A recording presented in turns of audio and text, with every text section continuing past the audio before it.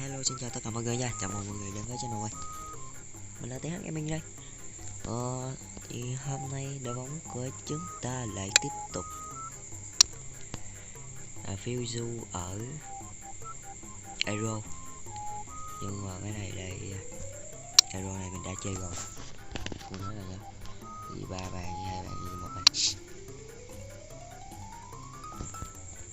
Đây, thì chúng ta sẽ chơi cái đây Nation Center. Thì cái này chỉ đá đội tuyển quốc gia, chả có đá với ai cả ngoài đội tuyển quốc gia. Thì đây là đội tuyển quốc gia của mình, Argentina. Cái lý do mình sẽ cho Salah thay vị trí của Dybala, mà thôi muốn cho Paulo Dybala tự tại nên là cho em nó vô. Đấy,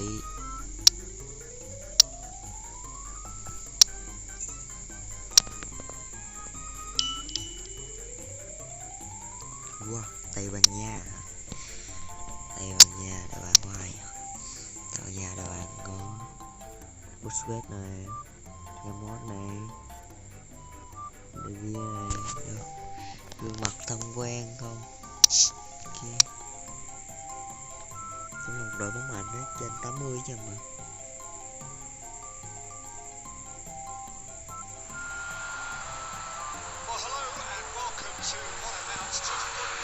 Ok, mình sẽ đợi cái tiếng nói nhỏ một xíu, đợi tiếng game nhỏ xuống một xíu.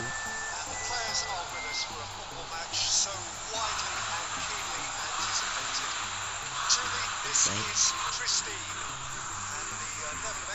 tiếng mình lần cũng nhỏ xuống một xíu luôn. Ok nhá, tiếng mình lần nhỏ, tiếng đầu nhỏ. Game khởi đầu lắc đấy nhỉ.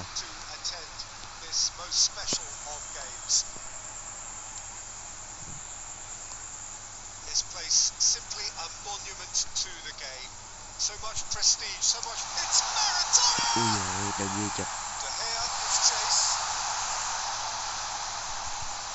Đầu ghi chụp. Ui giời. Đầu ghi bắt hơi bị dính đấy bạn. Maradona.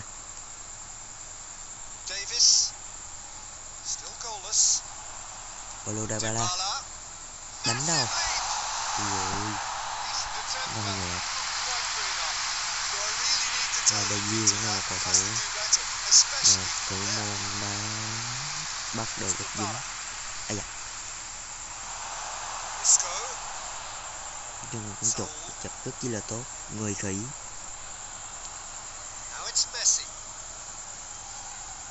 Lionel Messi đột phá hay không? Hay quá chớn.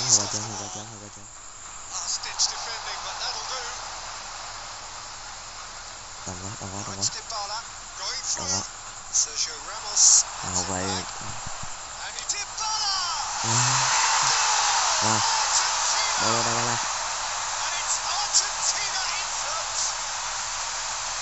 Đấy, mình chạy nhầm mát luôn. Đấy, thấy chưa, hàng hậu vệ của Tây Ban Nha lại rất đông. Đá từ từ thôi, đá nhả thôi. Đó, hết lượt thi đấu đầu tiên của Nhật Bản.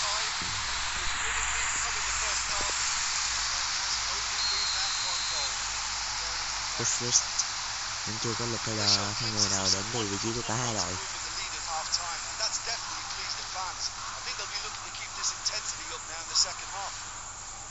Argentina come off having scored the only goal of the game so far. It's been tight, it's been exciting. Cái gì phải phá bóng lúc đó nha. We're already back underway here. Argentina carrying a 1-goal lead. Ui, chuyền lỗi. Ok. It's Isco. Còn quá. Isco. Well, that was high-class goalkeeping there to back up his high-class wage. Just brushed off the ball there. And it's played forward. left-hand side now to profit from it. Hernandez could try cutting inside here. Lại nữa nè. In again. Lại nè. Defending on Ter Stegen.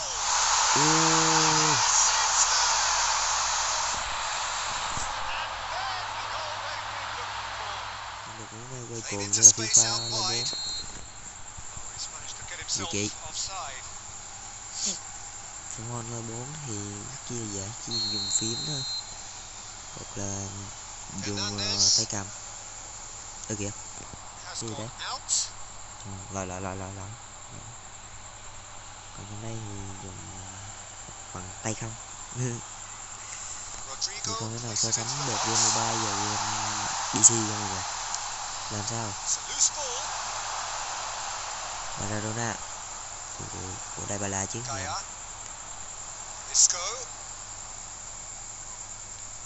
Làm sao?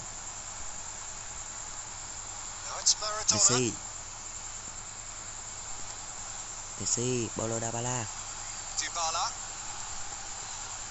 Ui chị ơi. Ở kìa, tôi sẽ lấy dùm rồi.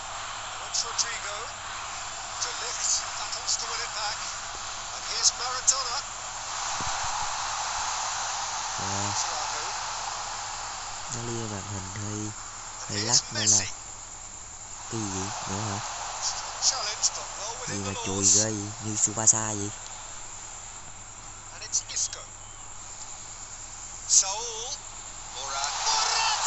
Tốt. Chuyện này lơ ngớ là chết đấy. Ok. Không quan trọng lắm.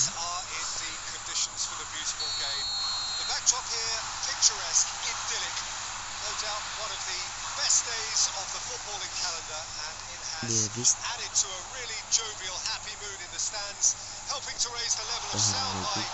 Về chỉ số sức mạnh thì chỉ có 1k thôi. Sức mạnh giữa hai team là quá chênh lệch.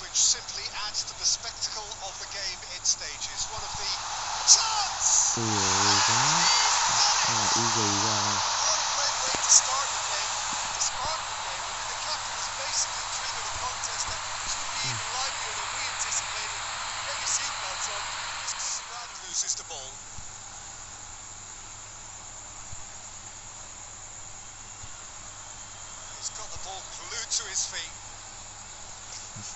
Messi muốn bay quay cuồng được trận này. Ui ôi.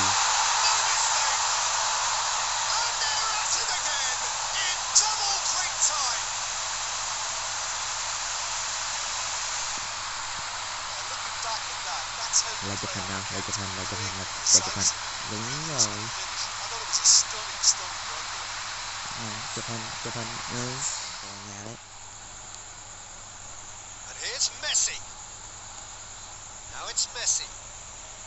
Đấy.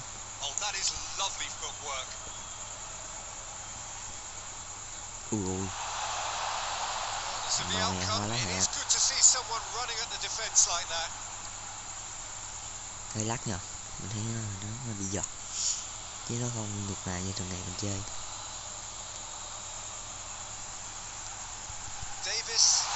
Ui, hơi chậm. Mình không mình tạt nó, mình chỉ việc chuyền vô luôn.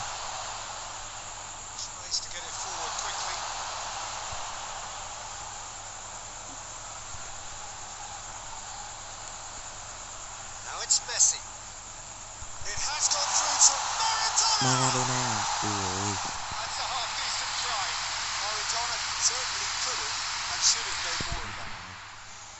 Đàn đáp với máy nhá. Chạy sự kiện rồi.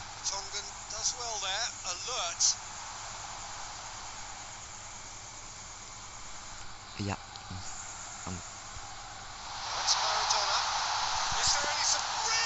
Ui ôi.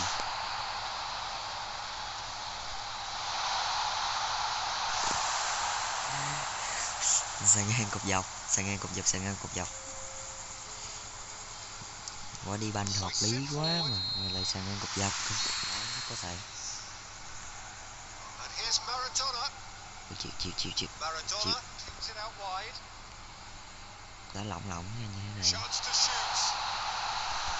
Has a Wow. goal! Ui ôi. Attempts, the wrong outcome.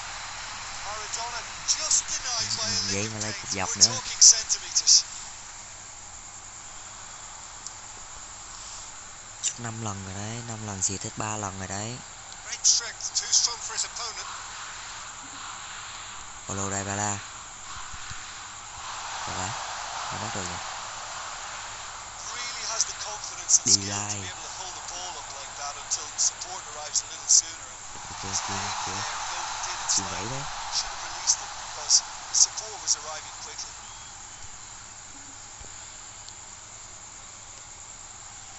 It's a great ball. Ui, chưa kịp sút. Oh, well Chút hơi played. chậm. He needed to get that right. Ui. Forward it Mối. Whistle's gone, that's a foul. Cái này các bạn cho mình. Còn này Messi chơi một plays it mình forward. Maradona. Ui. Oh, good interception. Gì nữa gì? Tries to get it forward quickly. Gì nữa gì? He gets past his man. Gì nữa gì? That is Ui ôi. terrific skill. Động tác giả ghê.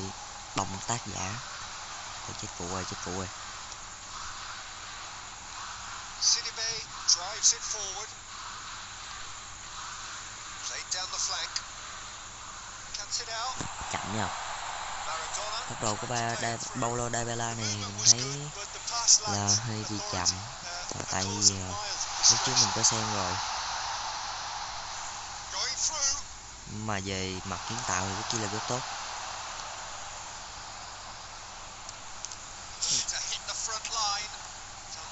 Và mình cho 3 cầu thủ này đá vị trí SS là vì sao? Thì về mặt SS thì họ đã rất tốt, còn về cánh biên hoặc là tiền đạo thì họ không được hay cho lắm. Mặt second try ấy thì đã rất chi là hay phối hợp, rất chi là ăn ý.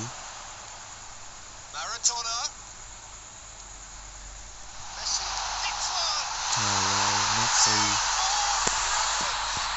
lại dễ anh em ạ, lại dễ. Đội trưởng mà.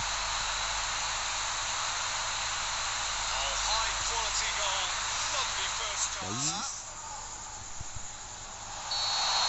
Thiều. Ngộ ta đã biết đâu quả này rồi không? Vâng. Đứng cùng luôn nhưng mà vẫn ăn quả gì chị no hop.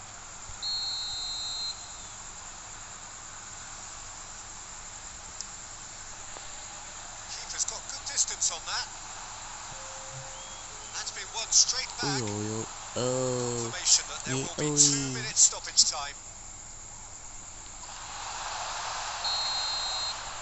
ok, lần tiếp theo luôn nhá. Không có răng tay đấy. Gọi đó là chặt tay đấy, chặt cỡ đấy. Ok. Thì video đến đây cũng kết thúc rồi. Nếu các bạn thích video này đừng quên để lại một like, share và subscribe kênh để ủng hộ cái channel của mình nhé. Còn bây giờ thì chả gì để xem nữa. Bye bye và hẹn gặp lại các bạn ở những clip sau. Bye bye.